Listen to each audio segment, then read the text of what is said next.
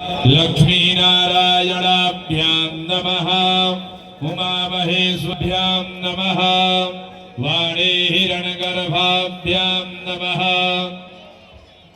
सतीपुरन्दराभ्यां नमः। मातापितृचरणकमलेभ्यो नमः। इष्टदेवताभ्यो नमः। कुलदेवताभ्यो नमः। ग्रामदेवताभ्यो नमः।